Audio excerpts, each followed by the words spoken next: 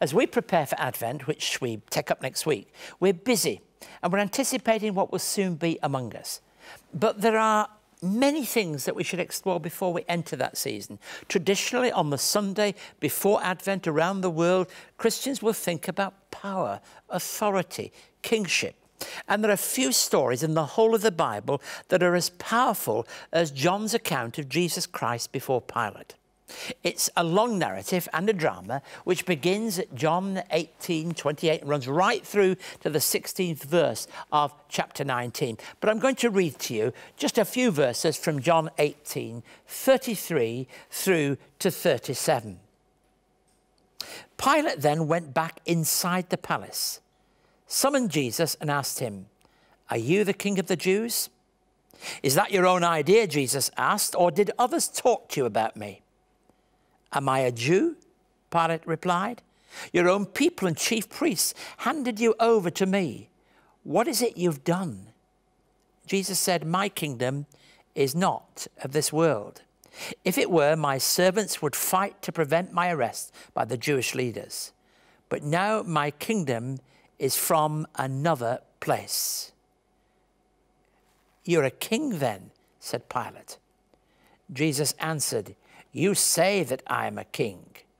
In fact, the reason I was born and came into the world is to testify to the truth. Everyone on the side of truth listens to me." What a story. Jesus is brought before Pilate's judgment seat.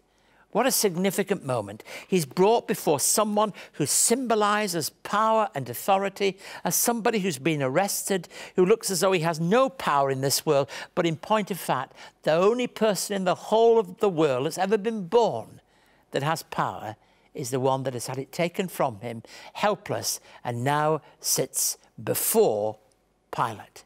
He's been charged with treason. That's the highest possible charge, because they say that he claims to be king of the Jews.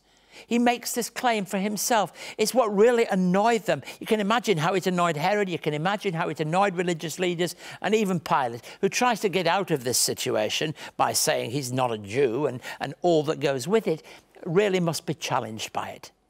Pilate asked Jesus if he really believes himself to be a king.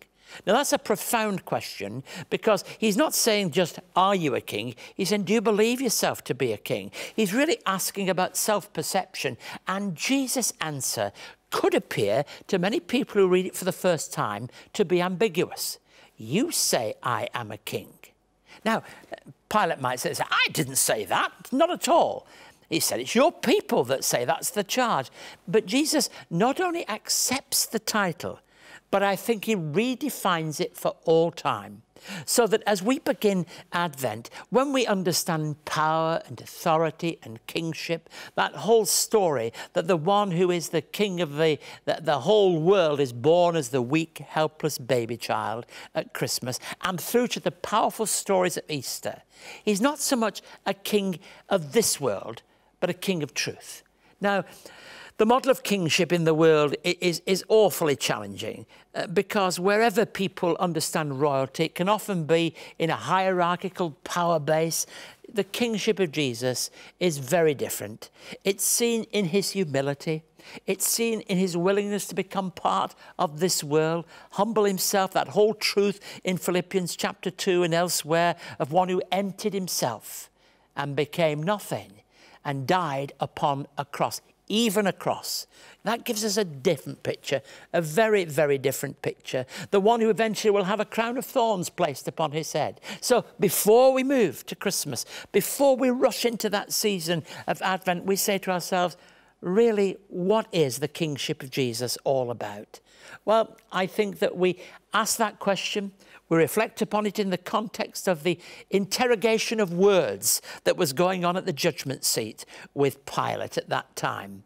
The whole question that follows is about what is truth, because Jesus is a king of truth. He's one who challenges people, extremely challenging to read for us even today. That wonderful feeling, everyone who's on the side of truth listens to me.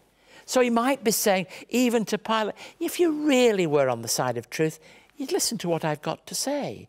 And what I've got to say is about a different way of being king, one who will be king not only of the Jews, but of the Gentiles and of the whole world, one who will be king not only in terms of power, but in terms of truth, integrity, and humility. And so, as we prepare ourselves, before we start lighting any candles to celebrate Advent, before we start getting presents ready to give each other at Christmas, we remind ourselves that the pattern of kingship that we see in Jesus is revealed in one who really is true. And John's Gospel also tells us that we shall know the truth, and the truth will set us free.